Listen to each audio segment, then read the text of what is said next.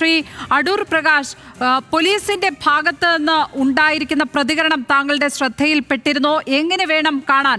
Police അവരുടെ വീഴ്ച സമ്മതിക്കുകയാണ്. Rural SP ആണ് കാര്യങ്ങൾ തുറന്നു പറഞ്ഞിരിക്കുന്നത്.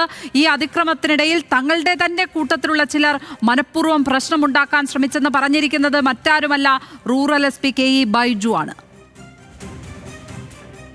ഇപ്പൊ തന്നെ കാര്യങ്ങൾ വളരെ വ്യക്തമായി പുറത്തു വന്നിരിക്കുന്നില്ലേ? പുറത്തു വന്നു എന്ന് പറയുമ്പോൾ ഇത് ഈ പോലീസ് സേനയിലുള്ള ഒരു കൂട്ടം ആളുകൾ മാർക്സിസ്റ്റ് പാർട്ടി അല്ലെങ്കിൽ DYFIയുമായി ബന്ധപ്പെട്ട് നിൽക്കുന്ന ഒരു കൂട്ടം ആളുകളാണ്.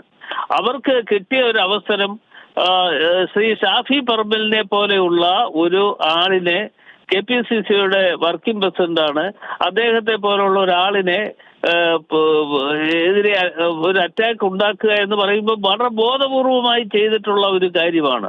അതുകൊണ്ടാണ് ഞങ്ങൾ എപ്പോഴും ഈ കാര്യത്തിൽ വളരെ ശക്തമായി തന്നെ ഞങ്ങളുടെ പ്രതികരണങ്ങൾ ഞങ്ങൾ പറയാറുള്ളത്. ഒരു കാരണവശാലും ഇത്തരത്തിൽ നടത്തുന്ന പ്രവർത്തനങ്ങൾക്ക് അനുകൂലമായി ആരും കേരളത്തിലെ ജനങ്ങൾ നിൽക്കില്ല.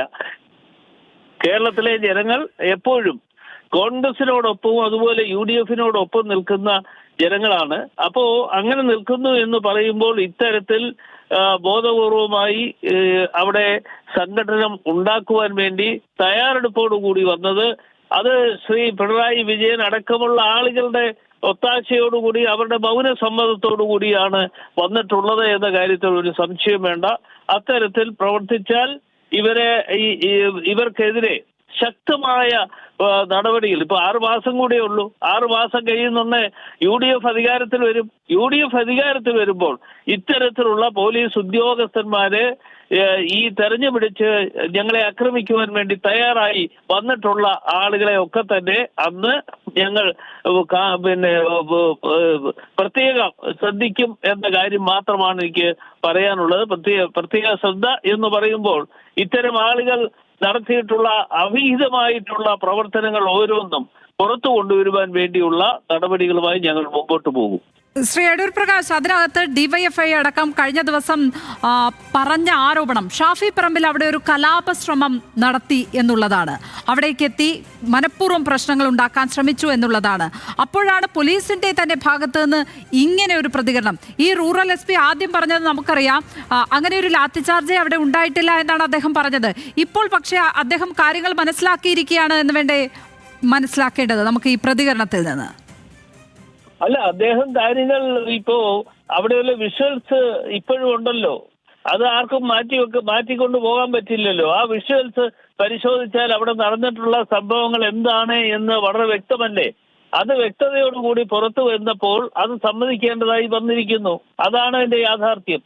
അപ്പോ റൂറൽ SP അങ്ങനെ പറഞ്ഞു എന്നുള്ളത് കൊണ്ട് മാത്രമായില്ല, അതിനേക്കാൾ ഉപരിയായി റൂറൽ SP അത് സമ്മതിച്ചു എന്ന് പറയുമ്പോൾ ആ കുറ്റം ഞങ്ങളുടെ സേനയിലുള്ള ആളുകളാണ് ചെയ്തത് എന്ന് പറയുന്നതിനകത്ത് എനിക്കൊരു ചെറിയ സംശയമുള്ളത്, DYFIയെ സംരക്ഷിക്കുവാൻ വേണ്ടി റൂറൽ SP പറഞ്ഞതാണോ എന്നൊരു സംശയം കൂടിയുണ്ട്. കാരണം എന്താണെന്ന് ചോദിച്ചാൽ DYFI ആണ് അതിന് നേതൃത്വം കൊടുത്തത്. ആ DYFIക്കെതിരെ മറ്റ് നടപടികൾ വരാതിരിക്കുന്നതിന് വേണ്ടി അദ്ദേഹത്തെ സഹായിക്കുവാൻ വേണ്ടി ചെയ്ത ഏർപ്പാടുകളാണോ എന്നതിനെ കുറിച്ചൊരു സംശയം UDFിനെ സംബന്ധിച്ചിടത്തോളം ഞങ്ങൾക്കൊക്കെ ഉണ്ട്. ശരി, വളരെയധികം നന്ദി അടൂർ പ്രകാശ് ഈ വിഷയത്തിൽ സംസാരിച്ചതിന്. DYFIയെ സംരക്ഷിക്കാനുള്ള ഒരു നീക്കമാണോ KE ബൈജു ഇപ്പോൾ നടത്തുന്നത് എന്നുള്ള ഒരു സംശയം പ്രകടിപ്പിക്കുകയാണ് UDF കൺവീനർ അടൂർ പ്രകാശ്.